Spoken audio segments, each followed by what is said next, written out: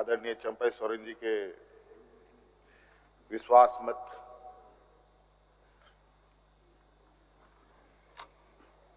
के इस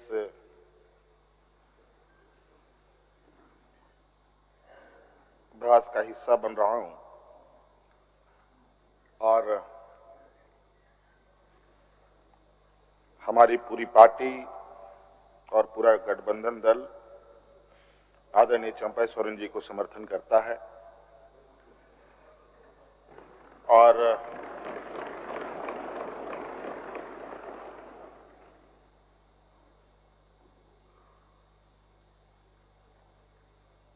मैं कहना चाहूंगा 31 जनवरी की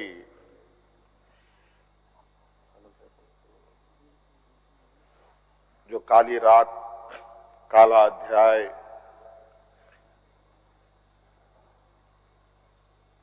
देश के लोकतंत्र में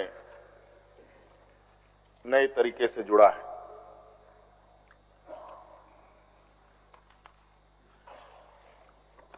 इकतीस तारीख रात को देश में पहली बार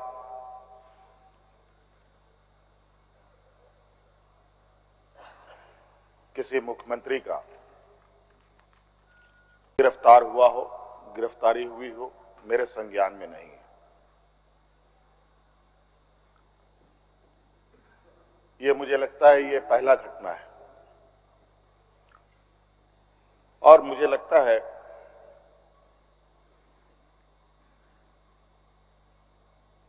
इस घटना को अंजाम देने में कहीं ना कहीं राजभवन भी शामिल रहा है।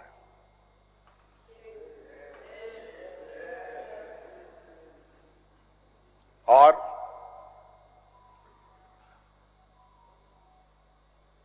जिस तरीके से ये घटना घटित हुई है, मैं बहुत आश्चर्यचकित हूं।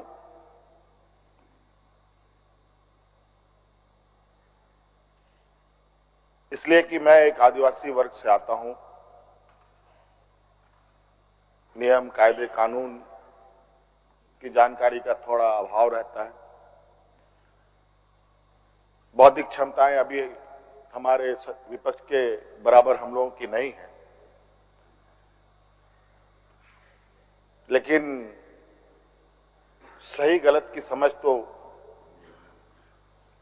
हर इंसान भी रखता है, हर जानवर भी रखता है।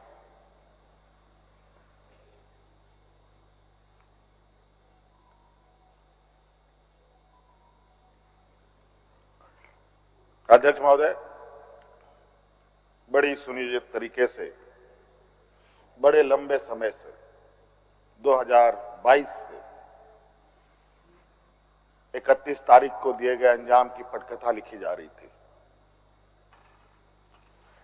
बड़े तरीके से उस पकवान को बहुत धीमी आंच में पकाया जा रहा था, लेकिन ये इनकी जो पकवान है ये पकने को तैयार नहीं थे। लेकिन इन प्रकार इन्होंने इस आधे अधूरे पकवान को अपने लिए परोसा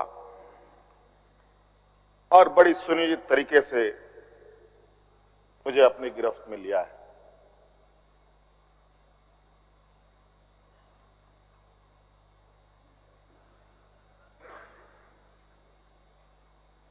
और आज कहीं ना कहीं ऐसा लगता है अध्यक्ष महोदय कि बाबा भीमराव अंबेडकर जी का जो सपना था कि सभी जात धर्म के लोग एक समान प्लेटफॉर्म पे आए, एक बराबरी और एक साथ चले, मुझे लगता है कि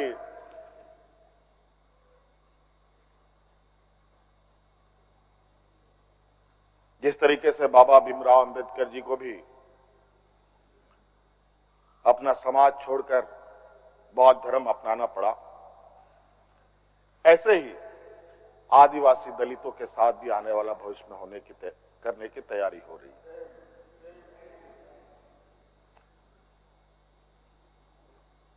बड़ा सुनियोजित तरीके से अनेकों कालखंड को देखेंगे अध्यक्ष महोदय। जो इन आदिवासी दलित पिछड़े अल्पसंख्यक के ऊपर अत्याचार हुए हैं, वो अत्याचार अध्यक्ष महोदय नए नए चेहरे, नए नए शक्ल, नए नए रूप में दिखते रहे हैं। आज उसी का जीता जागता उदाहरण 31 जनवरी को देखने को मिला है।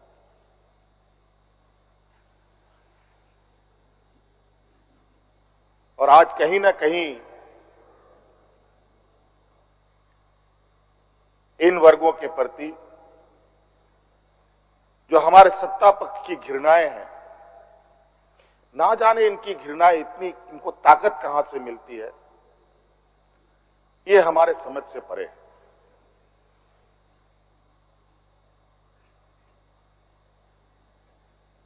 इतनी घृणा, इतना द्वेष का के प्रति इनका आदिवासी दलितों के प्रति कि आपको इससे अंदाजा होगा कि इन्हीं के पाले हुए तंत्र ये कहते शर्माते नहीं कि जंगल में थे तो जंगल में ही इनको रहना चाहिए। हम जंगल से बाहर आ गए, इनके बराबर बढ़ गए तो इनके कपड़े मैले होने लगते हैं।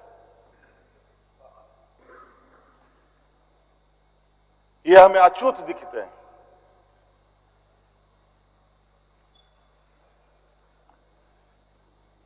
और इन्हीं विडंबना को तोड़ने के लिए हमने एक प्रयास किया था अध्यक्ष महोदय,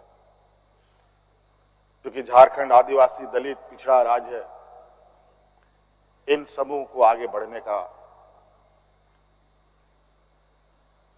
इनका मार्ग प्रशस्त करने में हमने कोई कमी नहीं छोड़ी। इनका बस चले तो हम अभी भी जंगल में जाकर के वही 50-100 साल पुरानी जिंदगी में जिए। और मुझे इसका आभास था अध्यक्ष महोदय, जो इनके अंदर छुपी कुंठा है वो आए दिन ये बयां करती थी, इनके आचरणों से, इनके बयानों से।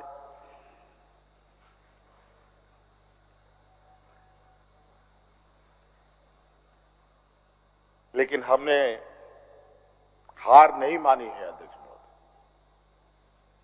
इनको लगता है कि मुझे जेल के सलाखों के अंदर डालकर ये अपने मंसूबे में सफल हो जाएंगे। ये झारखंड है अध्यक्ष महोदय, ये देश का एक ऐसा राज्य है जहां हर कोने में आदिवासी दलित पिछड़े वर्गों से अनगिनत सिपाहियों ने अपनी कुर्बानी देकर यहां के आदिवासी दलितों की जान बचाई। देश आजादी के सपने भी ये लोग नहीं देखते थे अध्यक्ष महोदय, तब से झारखंड के आदिवासी अपनी हक अधिकार की लड़ाई लड़ रहे। ये तो बहुत बाद में आए, लेकिन बौद्धिक संपन्नता, आर्थिक संपन्नता, आज तक इन लोगों ने देश का गांधी टोपी नहीं पहना अध्यक्ष महोदय।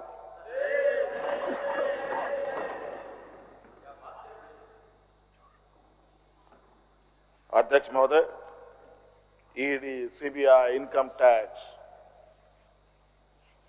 जिनको देश के विशेष और काफी संवेदनशील व्यवस्थाएं कही जाती है,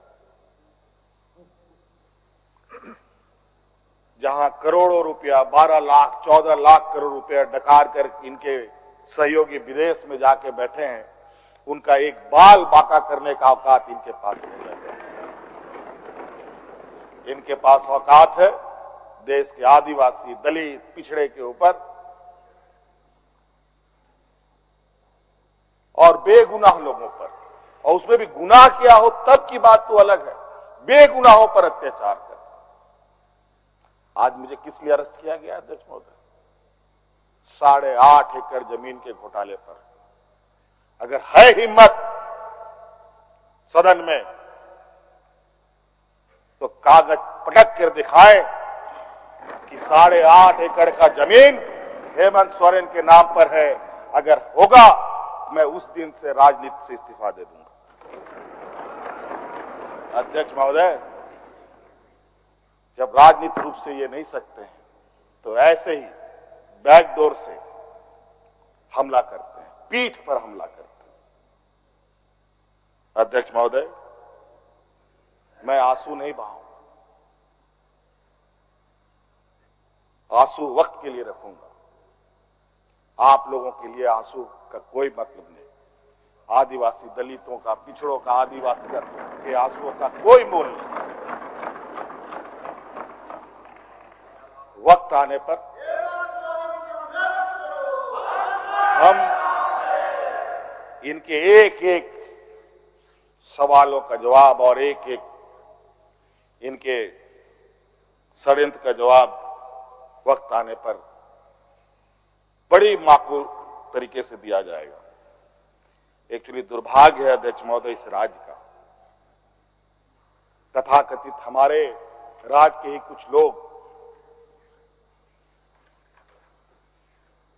जो ऐसे सामंती विचार वाले के चरणों में जाकर के झुककर उनकी सेवा और पूजा अर्चना में लगे। नहीं तो इस राज्य की इतनी दुर्दशा नहीं होती। अध्यक्ष, राज अलग हुए 23 साल हो रहे हैं, 24 साल हो गए। अध्यक्ष महोदय, किसने सबसे अधिक राज किया इस राज्य में? ये मुझे बोलने का जरूरत नहीं है, किसी को बताने की भी जरूरत नहीं। सब अपने गिरेबान में देखें, सबको पता चलेगा कौन कहां बैठा, किसने क्या काम किया। घोटाले इनको 2024 से ही नजर आ रहे, 2000 से नजर नहीं आ रहे, 2019 से ही इनको नजर आ रहे। आज ये नहीं चाहते अध्यक्ष महोदय, देश का आदिवासी, दलित, पिछड़ा, अल्पसंख्यक देश के सर्वोच्च स्थान पर पहुंचे। ये नहीं चाहते कि ये जज बने, ये नहीं चाहते ये IAS IPS बने, ये नहीं चाहते ये राजनेता बने। इन्हीं के साथ बैठे लोग हैं। इन लोगों ने भी आदिवासी नेता बनाया था मुख्यमंत्री। बता दीजिए इन कितने आदिवासियों ने 5 साल पूरे किए। और मुझे पता था कि ये मुझे भी 5 साल पूरा करने में रोड़े अटकाएंगे। और नतीजा ये हुआ, आखिरी सांस तक कुछ भी करो 5 साल पूरा नहीं होना चाहिए, रिकॉर्ड में नहीं लिखना चाहिए, रजिस्टर में नाम नहीं आना चाहिए। बस यही। अध्यक्ष महोदय, हम लोगों ने सर झुकाकर चलना नहीं सीखा। यही खासियत है आदिवासियों।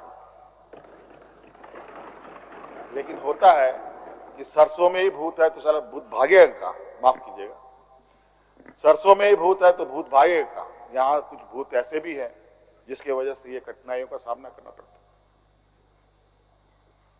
बहुत प्रयास हुआ, जब जब हम लोगों ने अलग राज्य का परिकल्पना किया तब भी इन लोगों ने हंसी उड़ाई कि आदिवासी लोग अलग राज्य लेगा।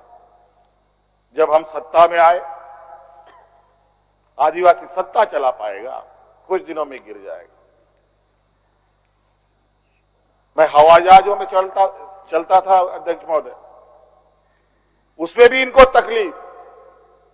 मैं 5 स्टार होटलों में रुकता था, उसमें भी इनको तकलीफ।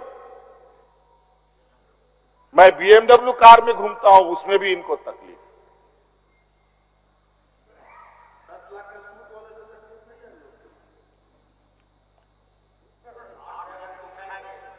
क्या कहावत है कि हम करें तो गुनाह, ये करे तो क्या, यही कहावत है। खैर छोड़िए। अध्यक्ष महोदय, बड़ा विचित्र स्थिति है। अब जो स्थिति दिखाई दे रहा है अध्यक्ष महोदय, कुल मिलाकर झारखंड के परिप्रेक्ष्य के अलावा पूरे देश के पैमाने में अब आदिवासी, दलित, पिछड़ा, अल्पसंख्यक सुरक्षित नहीं। विशेषकर झारखंड में तो यहां के खनिज संपदाओं को, जो वर्षों से इस पर लोगों की गिद्ध नजर है और आगे भी रहेगी। ये तो हम थे अध्यक्ष महोदय, ये बहुत फूक फूक करके उनको आगे बढ़ना पड़ता था। ये खुला दरवाजे की आदी हो चुके हैं, इनको कोई रोक टोक नहीं कर सकता। जो इनके सामने आएगा वो इसी तरीके के अंजाम से उसको गुजरना पड़ेगा। और इनको लगता है ऐसे अंजाम देने से झारखंड के लोग घबरा जाएंगे। ये आप लोगों की बहुत बड़ी भूल है, और इतनी बड़ी ये भूल होगी जो झारखंड का इतिहास आपको कभी माफ नहीं करेगा। अध्यक्ष महोदय,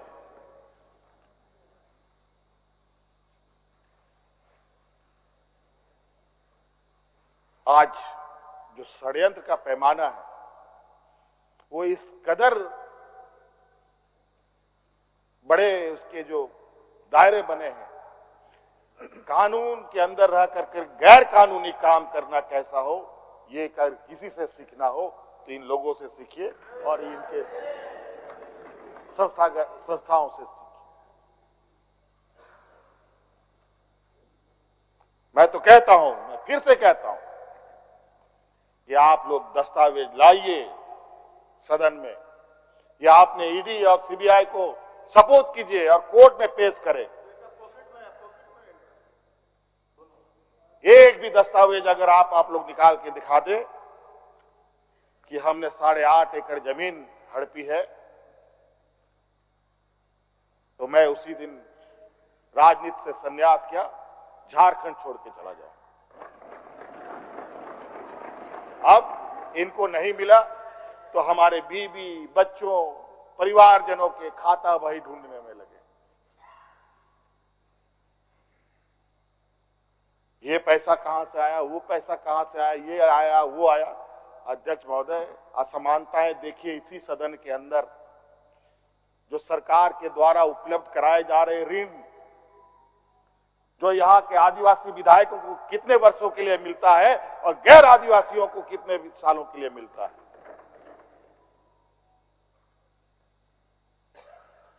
इस विषय पर गंभीरता से सोचने की आवश्यकता है। देखो, ये बहुत लंबी लड़ाई।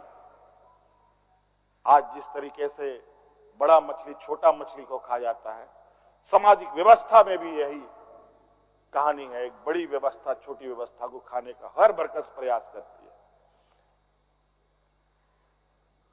प्रभु राम का प्राण प्रतिष्ठा हुआ 22 जनवरी को। राम राज आ गया, पहला कदम बिहार पड़ा। बेचारा एक पिछड़ा वर्ग का व्यक्ति की क्या हद होगी आप जानते हैं। दूसरा कदम झारखंड पर पड़ा, एक आदिवासी मुख्यमंत्री को निगलने का प्रयास। क्योंकि इस आदिवासी मुख्यमंत्री के शरीर में हड्डियां कुछ अधिक है, इसलिए उस हड्डी को निकालने के लिए ईडी उसका डिसेक्शन करने में लगी हुई, ताकि हम कैसे इसको निगल जाए। लेकिन इतना आसान नहीं। गलती से गले में फंस गया तो पूरा का पूरा आंतड़ी फाड़ के बाहर। इस वजह से संभल के खाने का कोशिश कीजिएगा। इस वजह से अध्यक्ष महोदय, मुझे कोई गम नहीं कि मुझे आज ईडी ने पकड़ा। जिस तरीके से बंधुदा का सदस्यता लिया, ये आप चुनाव नहीं लड़ सकते हैं। हो सकता है मेरा भी यही आस करे। सत्ता लुलुपता के लिए हम लोग कभी नहीं आए अध्यक्ष महोदय। लेकिन ये बात मैं इस सदन में कहना चाहूंगा कि झारखंड मुक्ति मोर्चा का उदय झारखंड के मान सम्मान स्वाभिमान को बचाने के लिए हुआ है। और इस मान सम्मान स्वाभिमान के प्रति जो भी बुरी नजर डालेगा उसको हम मुंह तोड़ जवाब देंगे, चाहे राजनीतिक रूप से हो, चाहे कानूनी रूप से हो, चाहे वो किसी भी जंग मैदान में हो। ये हमारा संकल्प है। ना हम पीछे हटे हैं, ना हम लोगों ने पीठ दिखाई है अध्यक्ष महोदय। इसलिए अध्यक्ष महोदय, मुझे तो कोर्ट का आदेश है कि मीडिया के सामने या बाहर वक्तव्य नहीं देना है। तो हमने ईडी वाले से पूछा, क्या सदन में भी बात नहीं रखनी है? तो उन्होंने ये भी कहा, नहीं सदन में भी आप नहीं रख सकते। हम बोले वाह। तो मैंने कहा कि आइए स्पीकर साहब के टेबल में खड़े हो जाइए, बैठ जाइए, वहां से आदेश जारी कीजिए, फिर हम चुप हो जाएंगे। ये स्थिति है अध्यक्ष महोदय। अब उस दिन का इंतजार है। अभी तो गवर्नर हाउस का कॉरम पूरा हो गया। अब विधानसभा से लोग कब अरेस्ट होंगे, राष्ट्रपति भवन से कब अरेस्ट होंगे, लोकसभा राज्यसभा से लोग कब अरेस्ट होंगे? 150, 200 सांसदों का निलंबन। क्या अध्यक्ष महोदय ये इतिहास के सुनहरे अक्षरों में लिखा जाएगा? अध्यक्ष महोदय,